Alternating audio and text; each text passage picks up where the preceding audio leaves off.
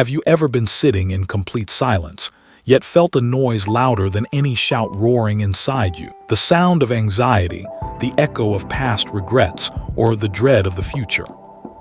It's strange, but in our fast-paced world, the hardest place to find true peace is often our own mind. This internal voice, which philosophers call the inner monologue, can either be our guiding friend or a ruthless critic, one that constantly pulls us away from the present moment. What if I told you that the ability to ignore the power of that voice, or at least to take the steering wheel back from it, is the only thing standing between you and a life with significantly less mental burden? Years ago, a man named Oliver lived in a remote village. He was a gardener, and his reputation rested entirely on the impeccable order of his garden. Oliver was known for his relentless perfectionism. He wanted every seedling planted in the perfect spot, every weed rooted out before it was seen, and everything to proceed exactly according to his mental blueprint. He spent his days fighting things that were outside his control: the rain that came late, the sun that shone too fiercely, and the bird that stole seeds. In Oliver's mind, every small imperfection in the garden instantly turned into a personal tragedy. If a row was crooked, his internal voice would scream, "You are a failure. You can't even keep a single row straight.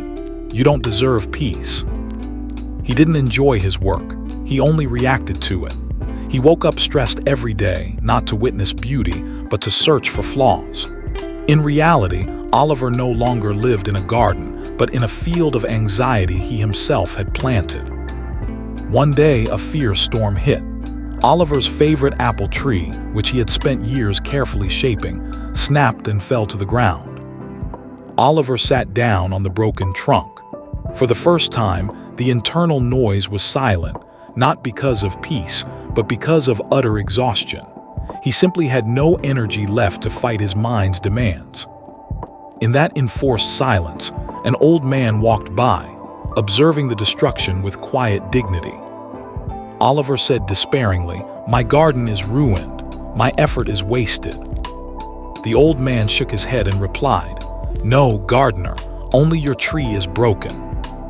He continued, "You have spent all year fighting things you could not control, the weather, the birds, the nature of growth, and every internal failure stemmed from that futile war. Look, Oliver, in the garden of life, you are responsible for the planting and the watering, but not for guaranteeing every harvest. Peace is found in accepting what lies beyond your grasp. You cannot stop the storm, but you can choose whether you sit and weep after it, or whether you pick up your tools and start anew." The old man walked on, and Oliver, instead of gathering the wreckage in anger, started for the first time to collect the healthy branches to build something new. He, for the first time, instead of chasing endless perfection, sought internal peace. Oliver's story is the essence of the deepest teachings from Stoic philosophers like Marcus Aurelius and Epictetus. The Stoic philosophy is built on one powerful concept: the dichotomy of control. This principle doesn't promise that you will never feel stress again. Stress is part of being human, but it argues that you must not allow small stressors to escalate into major suffering. Marcus Aurelius wisely stated, "Our distress comes not from the events themselves, but from our judgments about them." We must divide our lives into two columns. Number one, things we can control: our efforts, our thoughts, our reactions, and our judgments.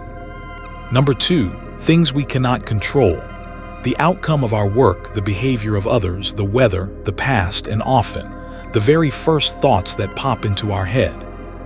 Oliver's anxiety, his inner noise, came from expending his mental energy trying to control the second column. This struggle is the eternal source of stress. Mental peace is not about the world becoming flawless. It is about honestly asking yourself every morning, is this truly, deeply under my control? If the answer is no, the Stoic duty is to realistically let go. This release is the strongest act, because it redirects your mental energy away from a fight with nature and towards constructive focus on what is in your power.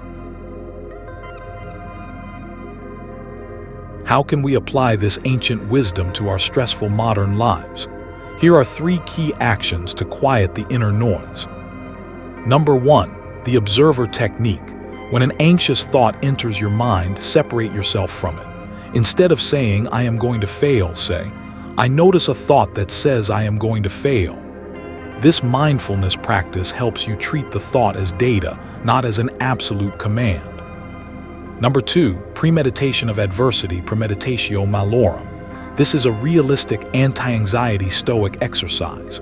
When your mind starts building catastrophic scenarios instead of running from those thoughts, calmly and consciously welcome the most logical worst-case outcome. Ask yourself, what is genuinely the worst thing that could happen?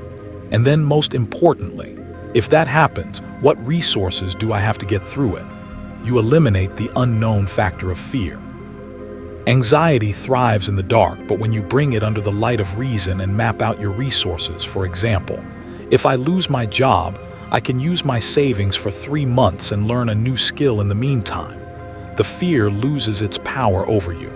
You are essentially telling your mind, I am ready, even for this. Number 3, commit to the process, not the outcome. Like Oliver, dedicate today to putting your best effort into the column of control, for instance, 4 hours of focused work. Once the work is done, let the outcome belong to the universe. Your only duty for mental peace is to do the work, not to guarantee success and perfection. Oliver eventually rebuilt his garden, not by fighting it, but by working with its reality. He was no longer afraid of broken trees. He knew that even in a break, there was an opportunity to build something new. This is peace, accepting the inner noise without obeying it. Peace is not a destination you reach. It is the choice of reaction to the journey you are currently on.